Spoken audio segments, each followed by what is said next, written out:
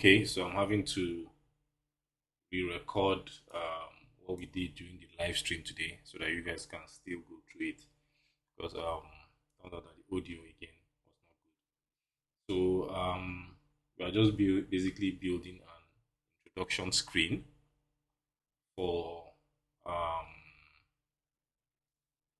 a to-do app, and like I said during the live stream, for us to have, so we're going to have some images in our application.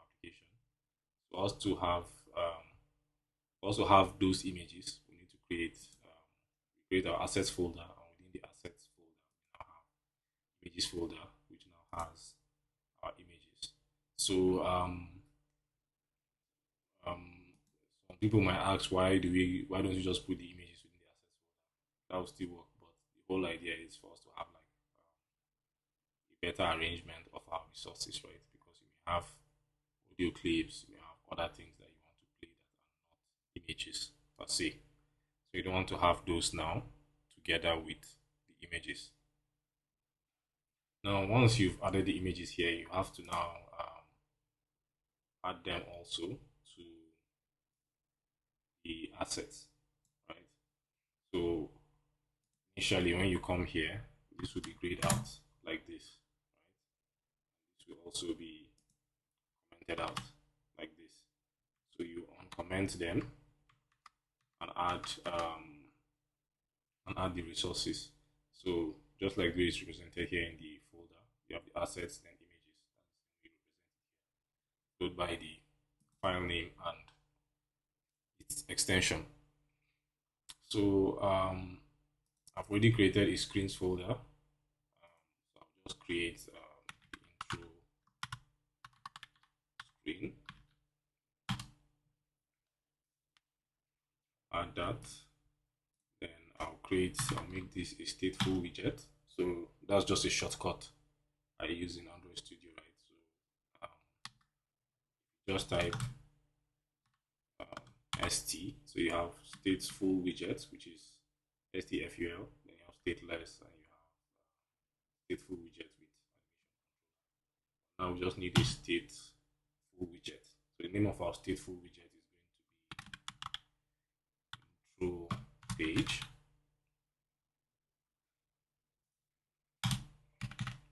It's going to be intro page, and we now have to import material that from the Flutter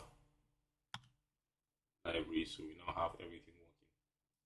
I'm just going to change this to scaffold. Change this to scaffold. Then I'll replace our home. So I'm going to say the home of the app now should be the intro page. If we run this now, we're actually loading this instead. Have the body to be center, and I can give this a child text. So hello dot. So you can see that we're actually working here in this we're actually working in this particular file. So we have that working now. So we're going to go further to create our introduction page. To create the introduction page, what we are going to use is we're going to use this widget, PageView. So the PageView automatically gives you the ability to add several pages or slides, right? So so it takes in an argument of children, which is a list of widgets that we can pass. So in this case, the widgets we're going to use is going to be container. For visibility, I'll just set this to colors, pink, and this will be another container. Set the color to colors. Say amber. We're going to have 3 pages. We have the last container. This is going to be colors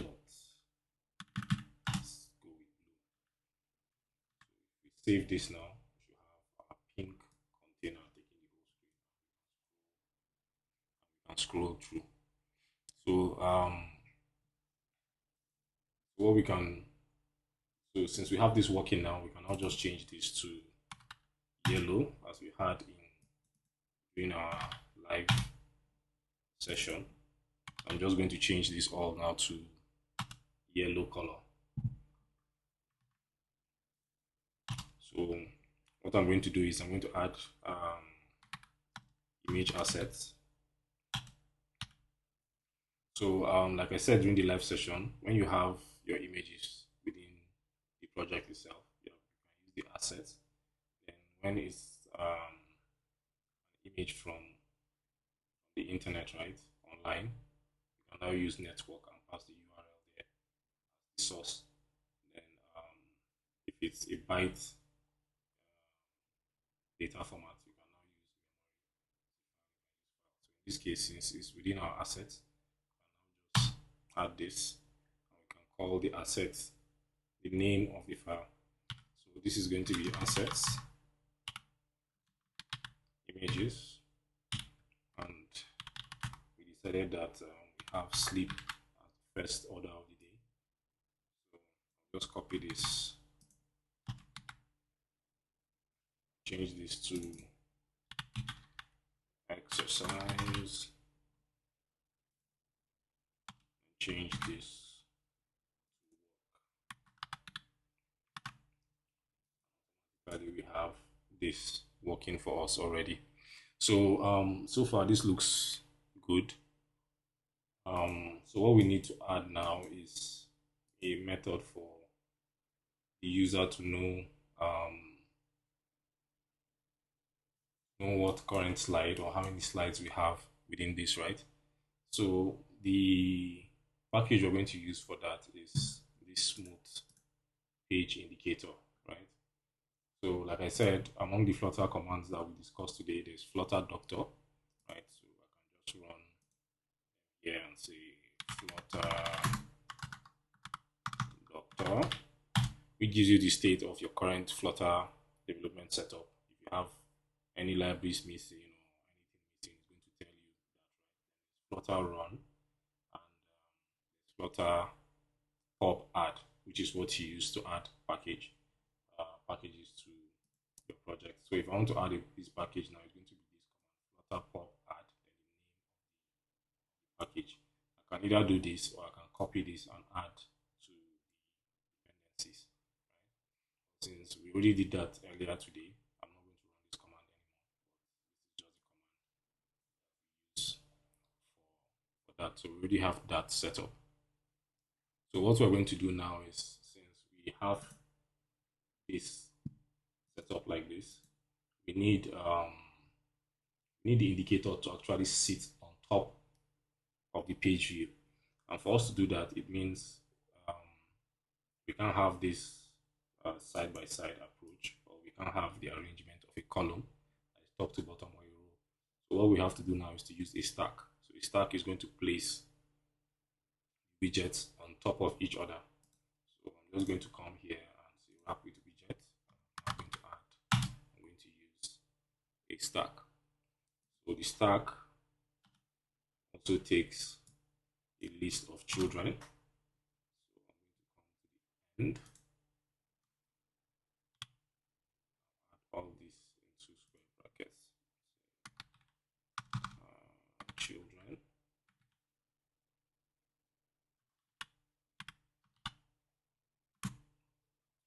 Have this. We now have the page view as one child. Then we can have a smooth indicator as another child. So all we want to do is to have a row of items, a button to skip, and smooth indicator, then an icon that shows us that okay, we can click next. So we're now going to have container. Then within this container, we're going to have the child row. in our row, we're going to have children. First one is going to be text. It says skip. Then we can have our smooth page.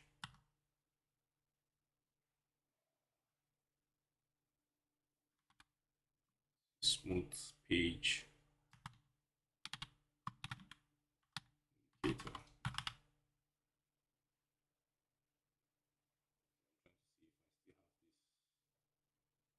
Package installed.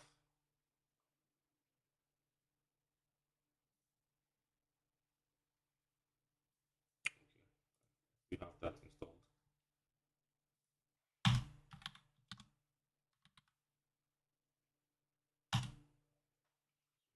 Put that.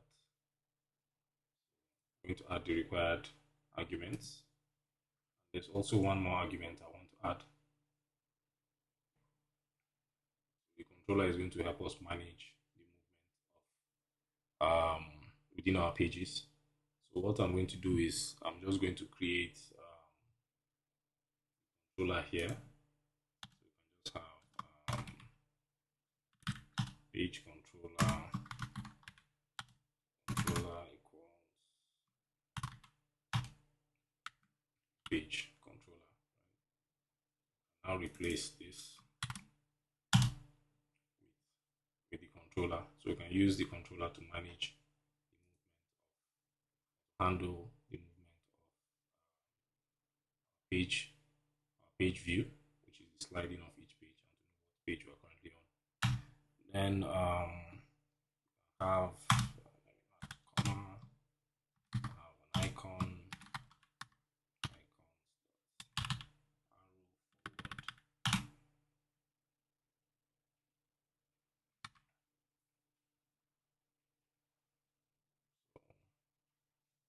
arrow seem to have an error. So once I reveal that, you can see that we have our smooth indicator here. Right? Currently, it doesn't track anything. So what we're going to do now is we're going to first align it. Set the alignment to be alignment. So we want it to be 0 on the x-axis and 85% on the y-axis. Then for this on the main axis, we're just going to say main axis space evenly. So this is now going to give us that even spacing between each of the components. So the next thing we have to do now is to attach our page controller, our controller to our page view. So page view here, if you hover over, you see that it has a property here called page controller, right? So I'm going to say controller same as controller. So now it tracks each page that we are on. Next, we're going to have a boolean that says on last page was false, because we assume that when we are starting the application, we are not on the last page. So on last page is going to be called false right now. Then we're now going to use the on page change method of the page view. So on this on page change now, what we're going to do is we're going to track the current page of in our page view. So I'm going to call that index. So once the page changes, we now have to inform our UI to actually withdraw either the arrow for the next button, or just to tell our other widgets that there's a change in a particular data element that affects the UI. So in this case, we're just going to use set state. So we're going to say on last page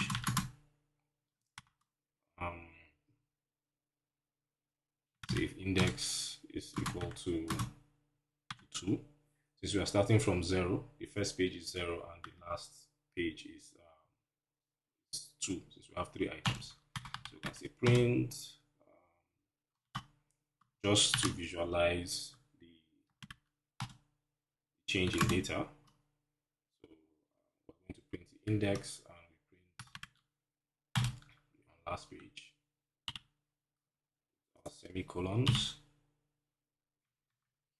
Save. If we come to run, if I change the page, so it tells us that we are not on the last page. So it's false. 02 is false. This is false. This is true. So after doing that, it means we can now use that to update the behavior of this. So what I want to do now is to say on last page. So if we are on the last page, we can now have a text that says done.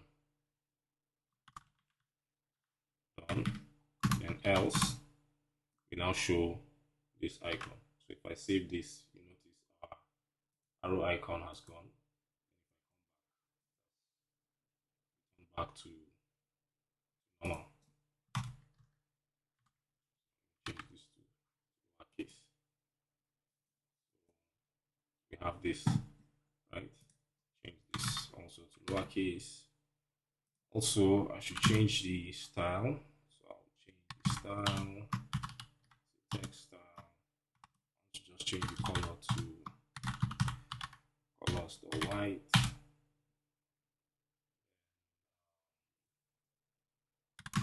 For this, I can just say colors.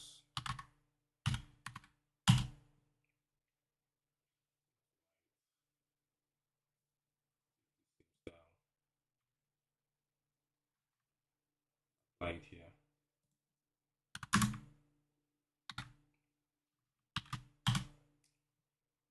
So we have this, right? And if we save this, we should have white is not the best color. Let's go with gray and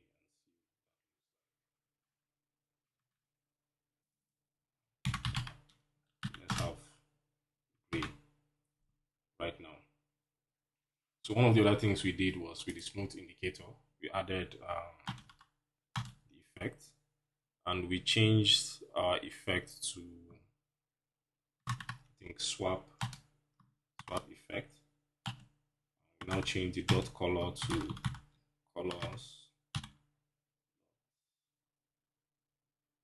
I'm guessing, I can't remember what we changed it to, but change it to blue. Then the active color,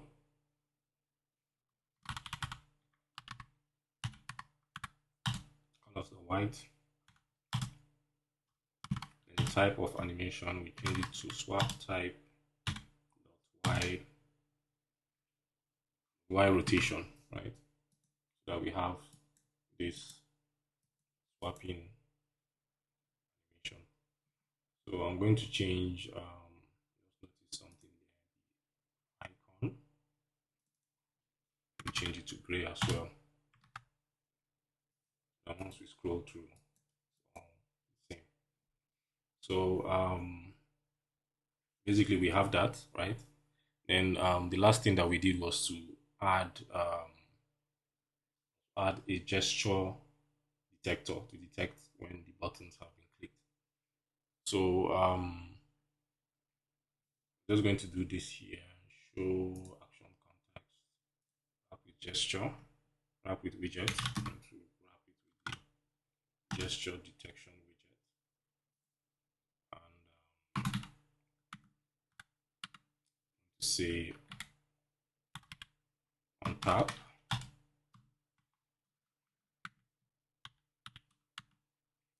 And something should happen when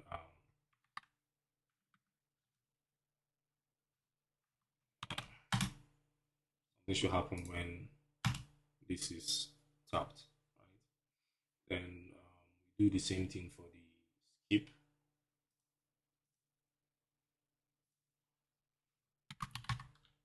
Gesture detection detector.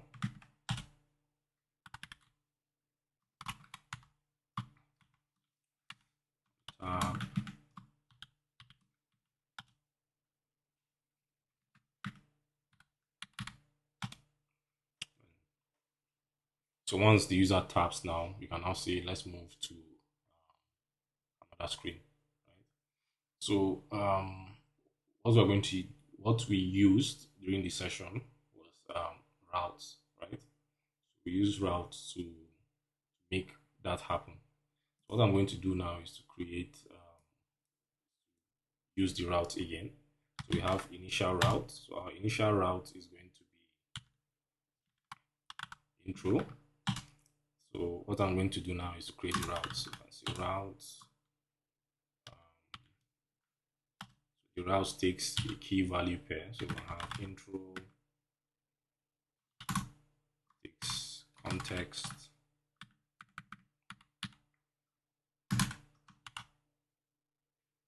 and we now pass our intro page here. Pass our intro page here. So we now have the tasks page, which at this stage we are not going to implement. That takes in context,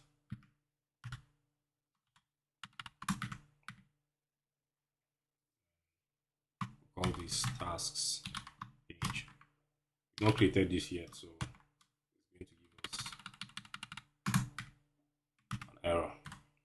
So let's create this tasks page. So I'll come to the screens folder, that file, call this tasks underscore page, add, and this is going to be a stateful widget tasks page. So import material.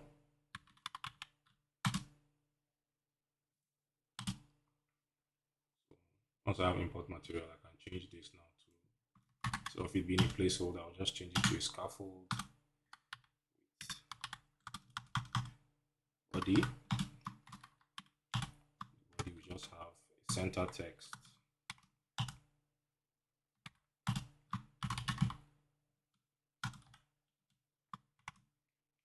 The text should say to do. Unintended, by the way. So this is going to be the page where our to-do list is going to be created. We're going to add everything, right? So we now have to import this as well. So I'll just import the task page.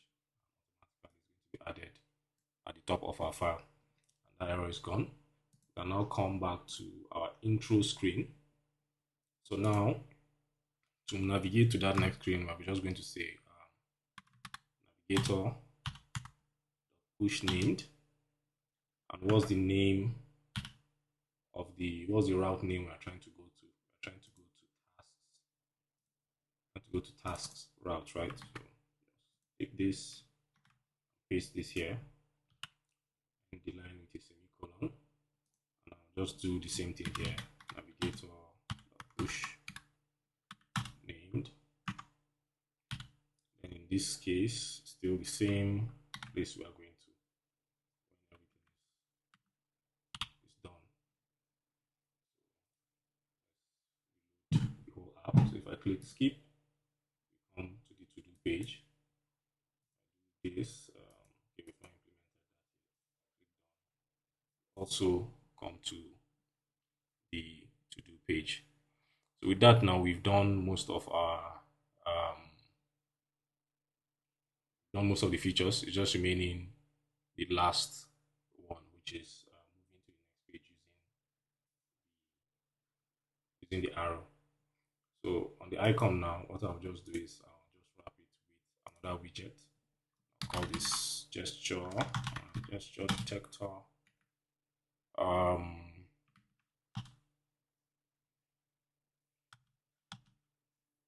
Need to format this. Tap. What do we do once the user taps? We now say so now use our controller. Say next page. So the next page expects two values, which is the duration of the navigation to the next page in the page view, and the animation. So I'm going to say duration milliseconds 500. Then for the curve, so curves,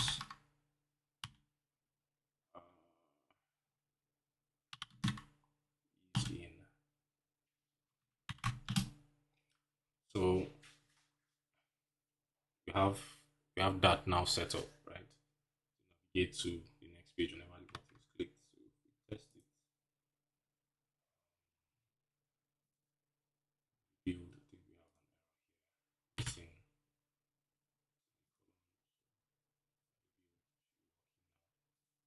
If I click next, done,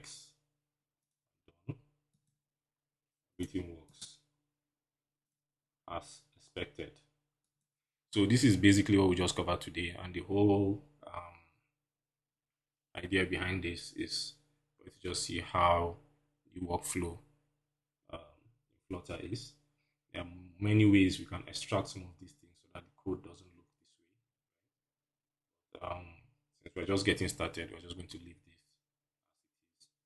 Even though we may, if we have to refactor for it to be cleaner, I'm just going to show you guys how to do that. Right. But so far, this is what we covered today. Hope this helps you guys to continue and catch up. And please let me know if there are other things that you need to be clarified. So just to refresh our minds again, what we did today was discuss some Flutter based commands, Flutter run, Flutter doctor. We didn't talk about Flutter clean, but there's also Flutter clean, Flutter pub add, right? So those are the things that we discussed. Then we talked about stateful widgets. So stateful widget class, set state, and extending state and extending stateful widgets, right? So we discussed all these things, but if you need more clarifications, I can cover it in this video. Just let me know in the Slack group.